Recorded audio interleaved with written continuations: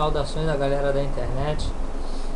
Hoje o Pepe vai estar lendo um texto muito conhecido que se encontra em Mateus 7. No primeiro versículo, onde diz: Não julgueis para que não sejais julgados, pois com o critério com que julgardes os outros, sereis julgados. E com a medida com que tiverdes medidos os outros, vos medirão também. Por que percebes o cisco no olho do teu irmão, mas não reparas na trave que está no teu próprio olho? Ou como dirás ao teu irmão: deixa-me tirar o cisco do teu olho, quando tem uma trave no teu? Hipócrita, tira primeiro a trave do teu olho, e então verás claramente para tirar o cisco do olho do teu irmão. A gente vê isso desde pequeno, as pessoas falando: não julga para não ser julgado. Outros falando: a gente não é melhor do que ninguém para ficar julgando. Na realidade, esse é um entendimento bem raso do texto.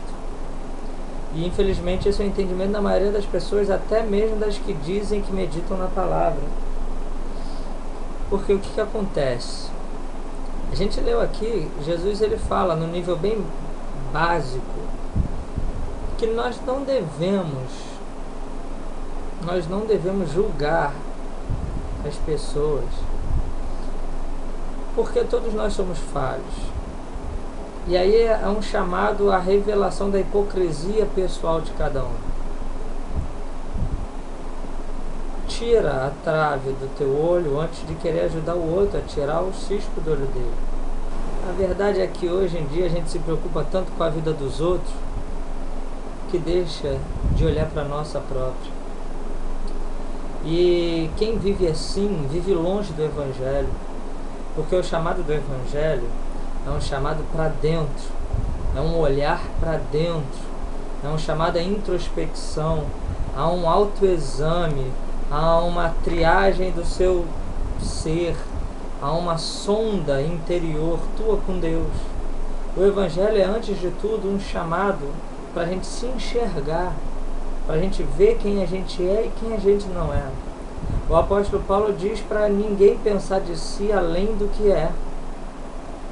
O Evangelho não é um chamado para o auto-engano. O Evangelho também não é um chamado para a hipocrisia. Por isso que antes de olhar para a vida do outro, a gente tem que olhar para nós. E isso é um entendimento raso, como eu falei, do texto que a gente leu. Mas eu queria te levar a um entendimento um pouco mais profundo, que tem a ver com o primeiro versículo, que quase ninguém entende, que diz que não julgueis para que não sejais julgados. Versículo 2 diz: pois com o critério com que julgardes os outros, sereis julgados, e com a medida com que tiverdes medidos os outros, vos medirão também. Meu irmão, o que eu quero dizer aqui não é novidade. É o que Santo Agostinho já dizia há séculos atrás, quando ele falava que o nosso juízo sobre o outro revela tão somente quem nós somos. Ou, trocando em miúdos, a gente julga os outros por aquilo que a gente é. Então, quando Jesus está dizendo aqui: não julgue para não ser julgado, não é aquela coisa do tipo: o irmão errou, pecou, falhou, eu não vou julgar não, porque quando for a minha vez, aí ninguém vai me julgar. Não, o chamado não é para omissão do juízo, para que você receba o benefício da omissão do outro sobre ti. Não, não é isso. Não é isso. Não é uma carta branca para você sair pisando na jaca e chutando balde. Não é isso. Também é uma causa e efeito que não existe na vida real. O entendimento que a gente tem de que se eu julgar o outro, eu vou ser julgado pelos outros. Que muitas vezes o cristão, principalmente o evangélico, ele é julgado da forma como ele julga os outros, não nisso em si, mas pela forma como ele impõe juízo sobre os outros. De modo que qualquer pessoa de qualquer religião pode beber em paz, mas se um evangélico for beber uma bebida alcoólica, muitas vezes ele vai atrair juízo dos outros sobre si. E aí alguns dizem que isso é perseguição do diabo, é acusação, é o inimigo querendo envergonhar. Não, isso é só fruto do que os evangélicos têm plantado.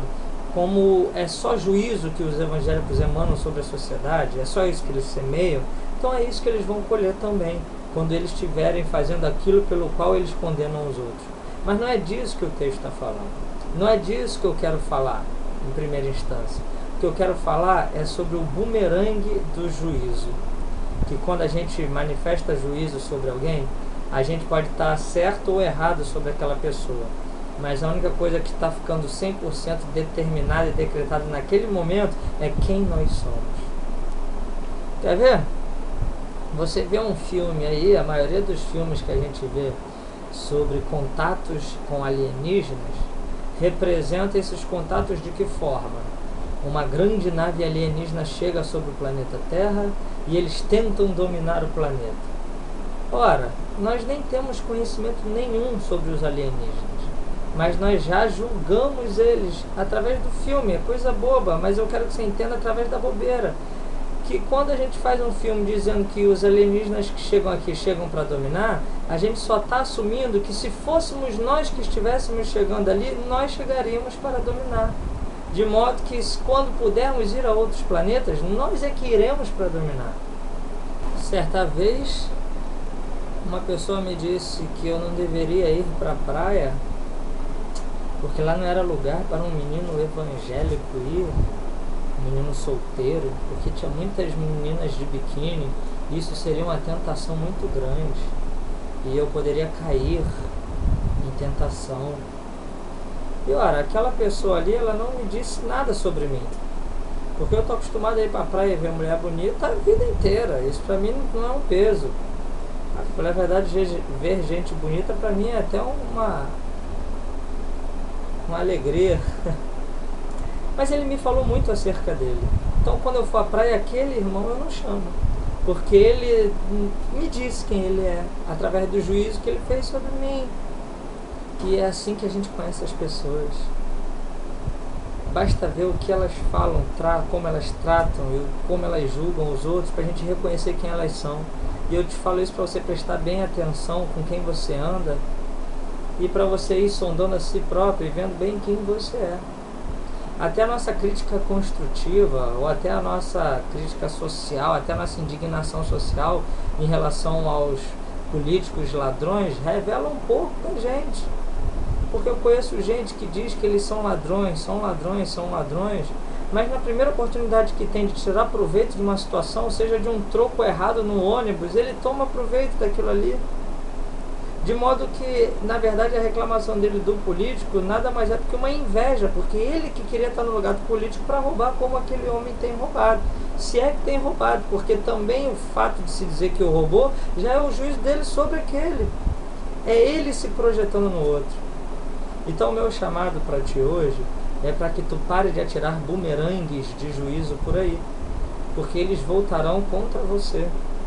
E é o tipo de bumerangue que você não espera que volte. Você lança como se fosse uma pedra, querendo acertar o outro, mas ele volta sobre ti como um bumerangue e vai te pegar na nuca e vai te levar à lona. Irmão, presta bem atenção no que eu estou dizendo, porque a forma como a gente julga os outros revela quem nós somos. Teu juízo sobre o próximo pode até estar errado, mas o próximo vai conhecer você um pouquinho melhor. Então, se preserve, se poupe e principalmente exerça misericórdia e não saia por aí atirando juízo sobre ninguém, porque o único que podia fazer isso, que era o Senhor Jesus Cristo, disse: eu a ninguém julgo. Ou antes, eu não vim para condenar o mundo, mas para salvá-lo. Mas isso é só para quem entende que todos nós somos falhos e pecadores, e que debaixo do sol não existe um justo sequer.